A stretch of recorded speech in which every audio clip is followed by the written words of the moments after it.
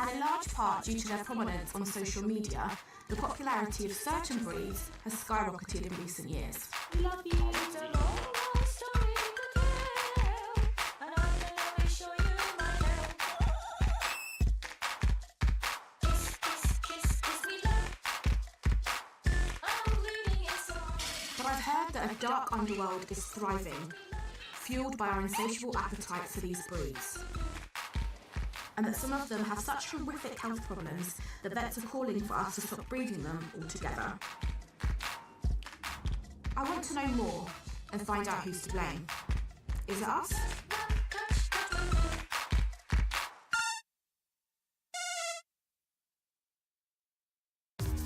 My name's Grace Victory.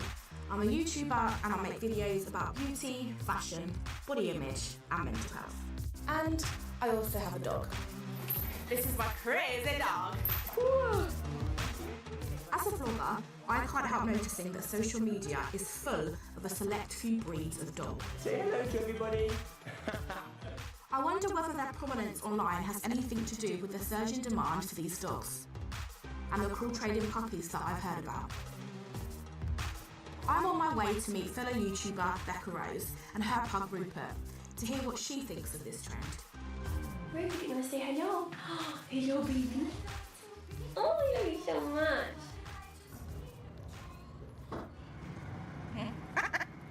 Oh look, that's a paid job.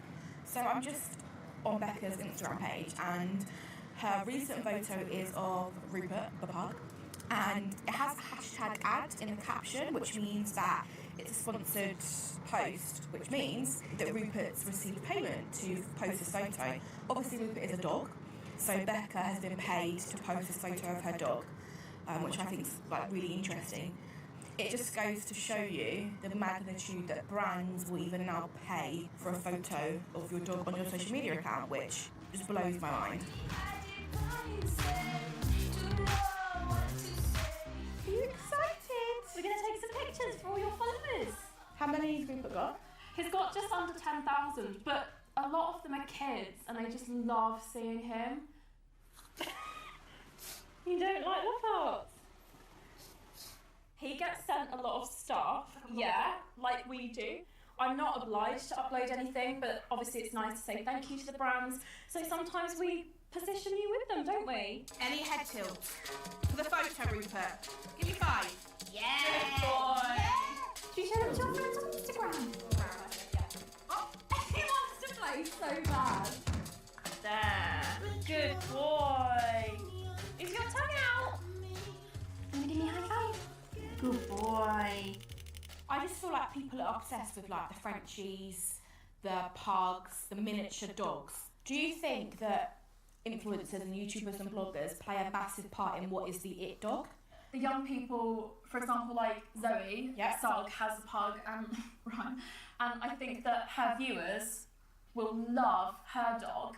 It's just the best thing ever, and you're just the best doggy. It makes people aware of pugs, and it makes people like pugs. And you let me pick you up, and we have cuddles, and, you know, even though your breath's bad sometimes. Do you feel slightly responsible because you share Rupert and you have so many followers? I think that people don't talk about where they got their dog from. They just say, here's the new dog, or like, I'm getting a dog, you don't hear where from. So I think personally, me included in this, we need to talk about the responsibility that we need to have in where we get them from, because we don't. It's not talked about. Yeah.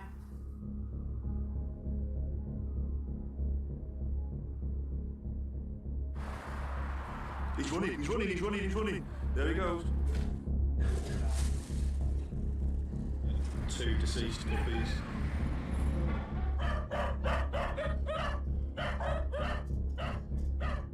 We have 5 very young puppies which can fit through the bars. There's no mother dog in sight. A wheelbarrow containing numerous dead puppies. However, one of them is still breathing. I've come to meet Chief Inspector Ian Briggs from the RSPCA Special Operations Unit to hear about the ugly side of the puppy trade. I work for the RSPCA Special Operations Unit, and our remit is to investigate organised animal cruelty across England and Wales. So things like dog fighting, badger digging, bird trapping, and part of our remit is trading puppies. You've got millions of pounds worth of dogs being trafficked into the UK constantly.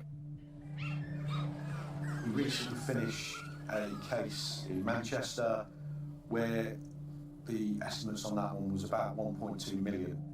In the end, we raided them with the police and we recovered 95 puppies, all found in plastic buckets that had just recently been delivered from Ireland. Oh my God. And we found a couple of dead puppies that were there. We have a deceased puppy in with a live puppy. It was a business based on the selling of sick dogs. At the time, I described it as cruelty on an industrial scale, because it was. They had thousands of dogs go through their hands, and 8% of those fell sick, died. They don't care what they do with these dogs. It's a commodity that they're bringing in and selling on as quickly as possible in order to maximise the profits. After we raided them the first time, they carried on selling. That's the audacity, that is. It's money. At the end of the day, the punishment under the Animal Welfare Act is a maximum sentence of 6 months in prison. That to them is just a break in their money-making activities. But we continue to work on this particular gang, and they were sent to prison. So the general public will put in, I don't know, pug or French bulldog, and the advert comes up. How do they not know this from, you know, puppy smugglers? It is very difficult for the public to identify who is a legitimate breeder and who is a dealer. The advert could quite easily say, home-bred puppies, good with children, mother available. What they're trying to do is project this image that they have bred that dog. They'll have different mobile phones marked up for the breed of the dog, highly glossy brochures that will accompany the dog, and within that will be a pedigree. Now, these pedigrees, they're not worth the paper they're written on. And again, it's all designed to dupe the buyer into believing they're buying it from legitimate place. I never realised how big of a problem it was. It's a massive problem. Anybody can bring in a load of dogs from Ireland, stick them on the internet, turn over a huge profit. And that's where we need to concentrate to make that more difficult.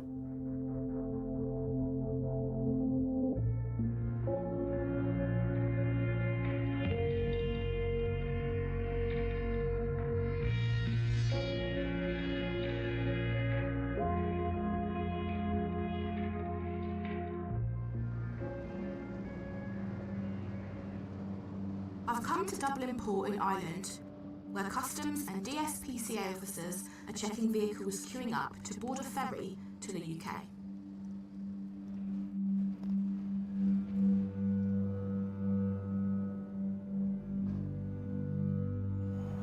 Our officers are looking for drugs, tobacco, alcohol, firearms, and also puppies as well.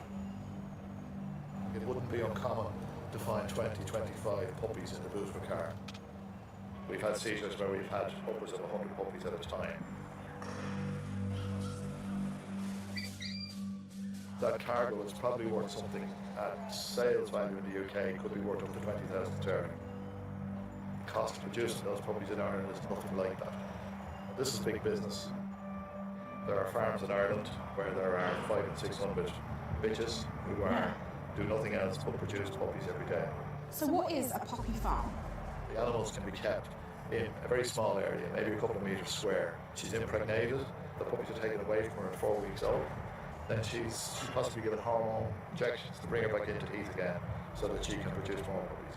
So the animals will live for 3 or 4 years, at which stage the animals are exhausted and are put down. Yeah. Those animals are not treated any better than battery hens. They're fed mechanically, they have no idea what human beings even are. And this is just no way to treat man's best friend. If these were animals being bred for food, we would be all over this in Ireland. But because they're not for the food industry, they're completely neglected. If you think of it in terms that Ireland is the production centre and the UK is the shop, so things are being produced here and shipped over to the UK to be sold as UK-born purebred dogs.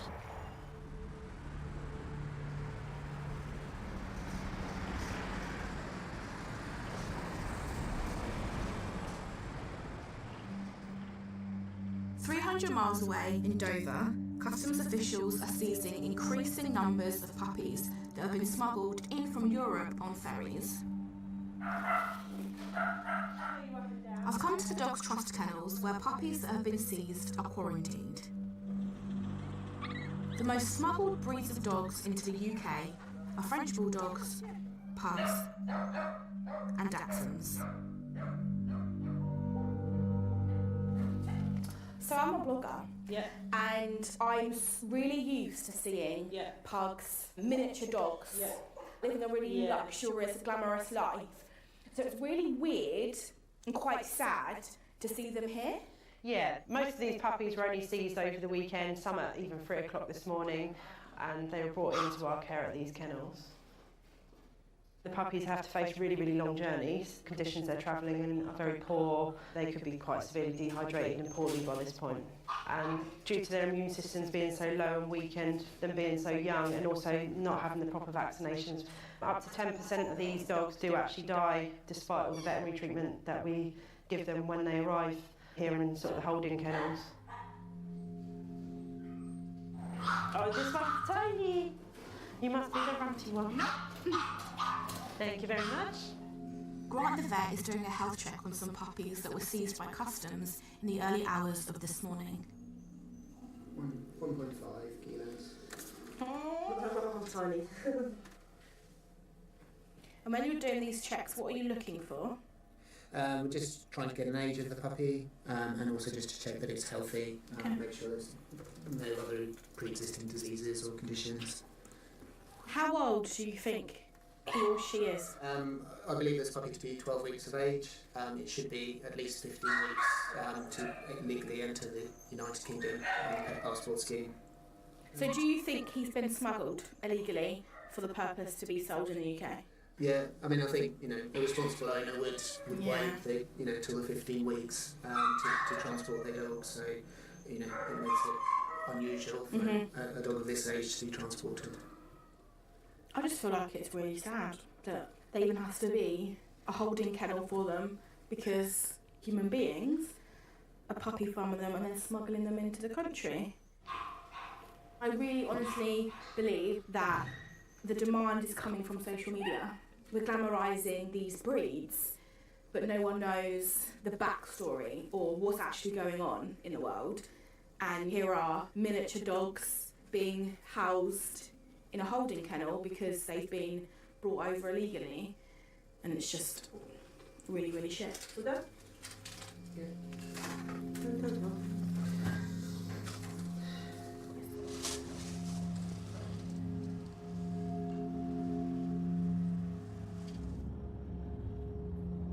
I've come to meet Hayley, who bought a Puggle puppy online from a criminal gang.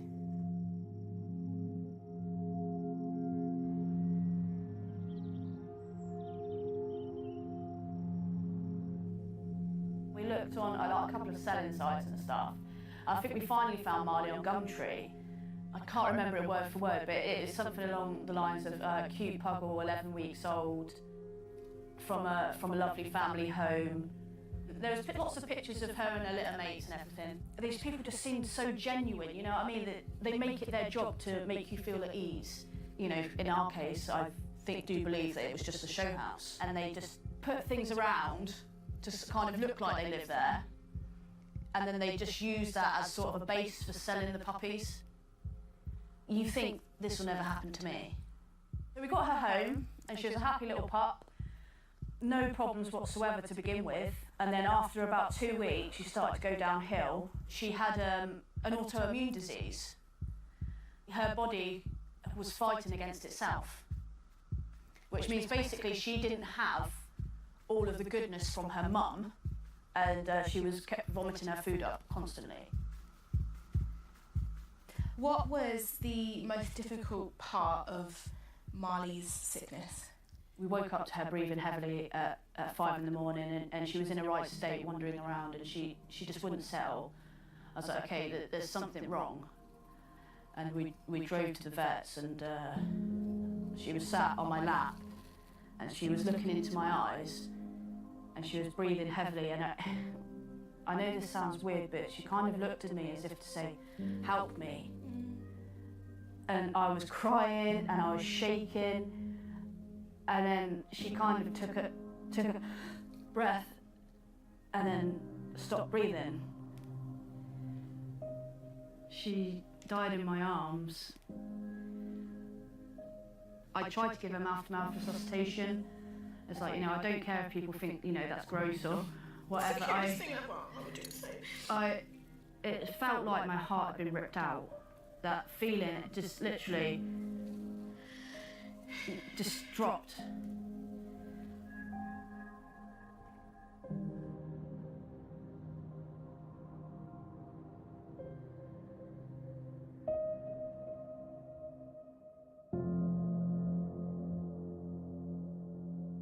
Bulldogs, pugs and Shih Tzus are becoming increasingly popular as pets. But now vets are warning that the demand for flat-faced breeds of dogs is harming their welfare. It's not just smuggle dogs that have health problems.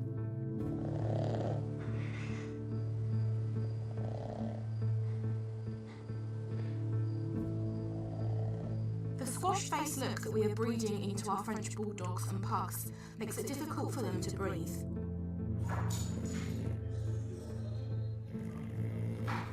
What seems to be cooed over as a cute characteristic online is actually the source of suffering and chronic health problems. I've come to the Royal Veterinary College where French Bulldog Scrappy is having surgery to improve his breathing. A lot of these dogs require corrective surgery on their airways due to their shortened snouts. You look scared. Yeah, I feel like it's not real. I don't know, I just feel like this isn't happening. It's very, very real. Yeah, but it will be for his benefit.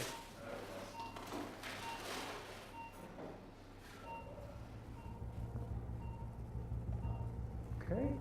So the surgeon has now cut off the excess part of the soft palate, so hopefully now he'll be able to breathe a lot easier. Now he has a clear airway, now he can breathe past the soft palate. That's still so small though, isn't it?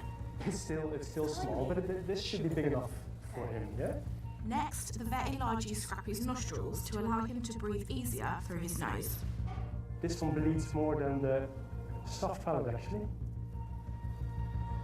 But you can see from the nostril that has been done, the visible difference in breathing space. It's not fair on them, and it impacts the quality of life. We shouldn't have to do surgery for them to be able to just breathe. Yeah. So now we've done Scrappy, what other surgeries do we have today? We have a few more BOAS surgeries, so the same procedure as Scrappy had. Yeah. So the next one will be a little pug, and later on in the day we have another Frenchie with the same problems as well. So how many do you think you do a day, or on a weekly basis? It depends from 3 to 6, 7 a week. Of the same procedure, of the flat face dog? Yes. Oh, I can't believe that. But yes, it's nearly half of my work nowadays. Yes, people love the appearance of the flat face. But why? Well, originally they were meant like the English Bulldog. They were meant to have a slightly shorter nose so that they could still grab a bull and still breathe. If your nose is compressed against it, then you would have to let go. So humans, it's just us, isn't it? We are the people we that started to do like this. that, the way that looked, and then we have exaggerated it. But most people don't realize just as how badly affected it can be, that actually the flatter the face means the more problems he will have. We're just so selfish. I'm with you.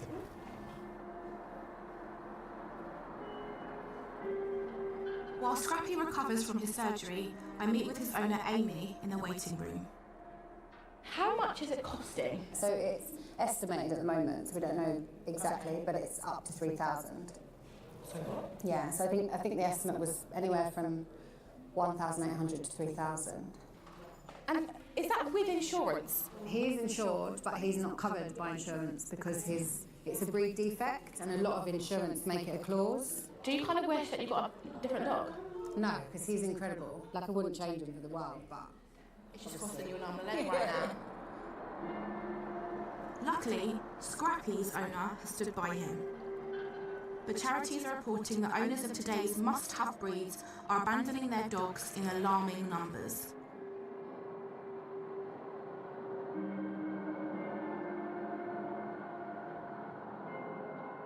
I've come to RSPCA Putney to meet a puppy they've just taken in.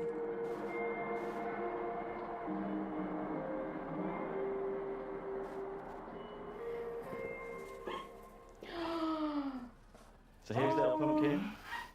He's tiny. Here's. Oh, hi. Hi. We think he's about 8 or 10 weeks old. I need to hold. With pleasure. Just don't drop him, okay? Yes. Oh. So he's a little live wire. He'll be a little wiggler. Hey, sweetheart. But he's super, super friendly. There you go. Hi. So he was found in a garden by a member of the public, and he had a note attached close by to him saying a free pug. And he's got one eye. He's got one eye. He came into us with an injured face and an injured eye on this right-hand side here. He couldn't see out of that eye. It was sort of quite a lot of pain for him, and so we removed it last week, and he's been doing fantastically well. And he's not in pain anymore. He's not in pain anymore. We see a lot of injuries like this, where dogs have been hit over the head, but some people get really impatient with them. Why? Weeing on the floor, or if they're pooing on the floor, which is perfectly normal for a puppy. Oh. Unfortunately, people take on these puppies, or any puppies, and they don't realise the amount of work that's required. So we're going to take him through now into one of our consulting rooms to check up on how the eye's doing. If you want to pass him to me, I'll carry him through. He's eating my hair. He loves your hair. There we are. Come on, the little pug down.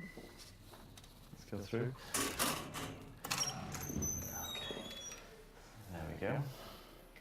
From what I see, like with my friends Yeah. and other like social media people that I know who have a massive following, they all have these dogs. Yeah, yeah.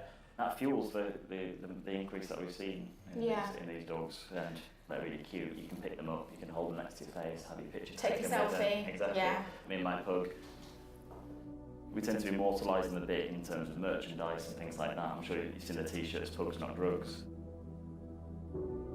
I think people abandon these dogs frequently because they're not aware of the healthcare problems they can have and how much care they will need. And those health problems can get very expensive, and then they're left with a heartbreaking decision about having to either put them to sleep or spend thousands on veterinary bills just to get them right. These flat-faced breeds, such as these, both myself personally and the profession more widely, we do regard them as the worst examples of what we've done to dogs as a society through selective breeding. Even though they're really cute, essentially we produce these mutant dogs, which are beset with all sorts of health problems.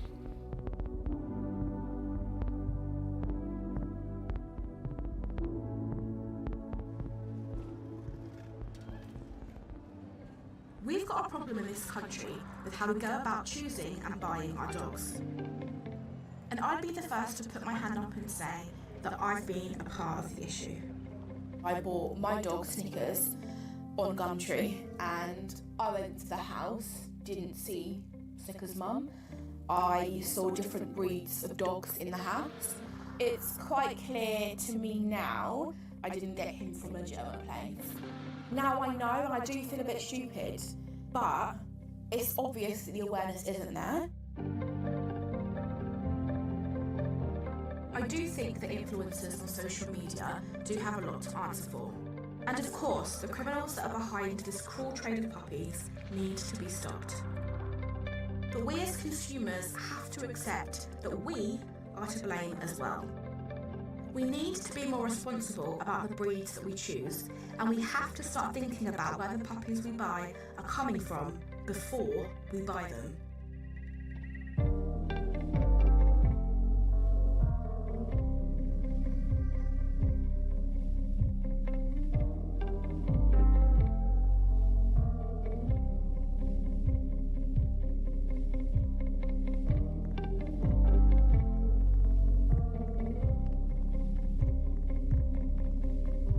Buy a puppy. And in large part due to their prominence on social media, the popularity of certain breeds has skyrocketed in recent years. We love you. It's a long, long story to tell, and I'm gonna show you my hell. Kiss me love. I'm bleeding inside. But I've heard that a dark underworld is thriving, fueled by our insatiable appetite for these breeds. And that some of them have such horrific health problems that vets are calling for us to stop breeding them altogether. I want to know more and find out who's to blame. Is it us?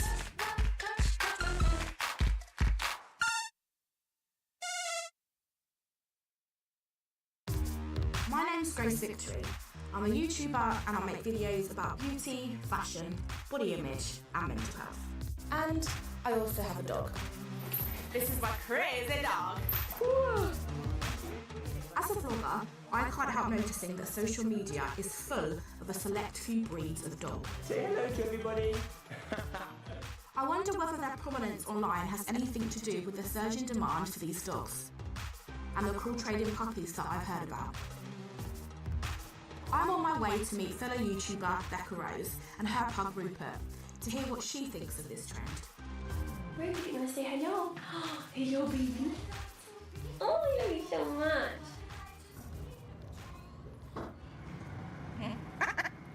Oh look, that's a paid job.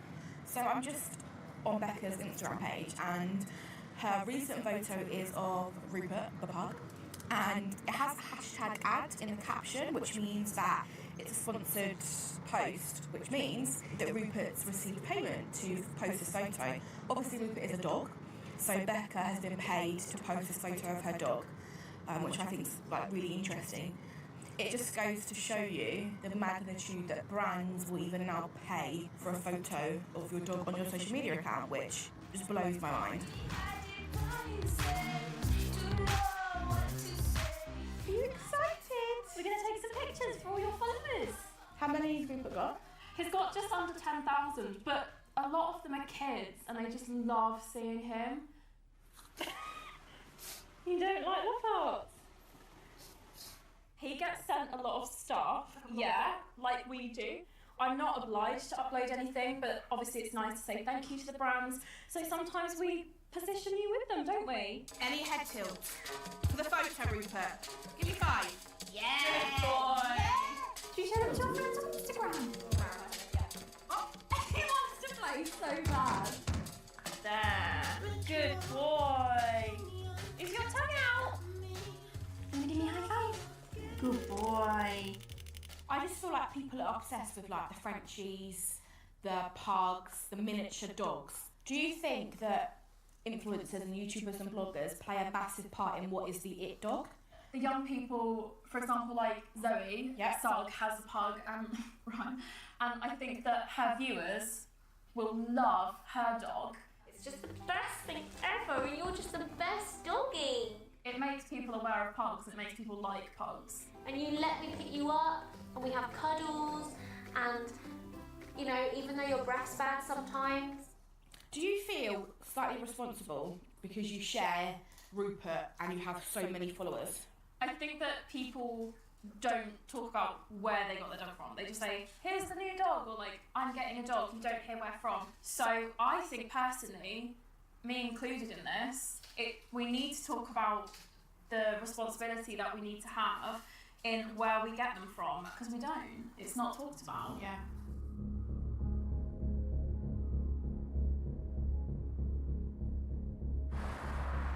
He's running, he's running, he's running, he's running. There he goes. 2 deceased puppies.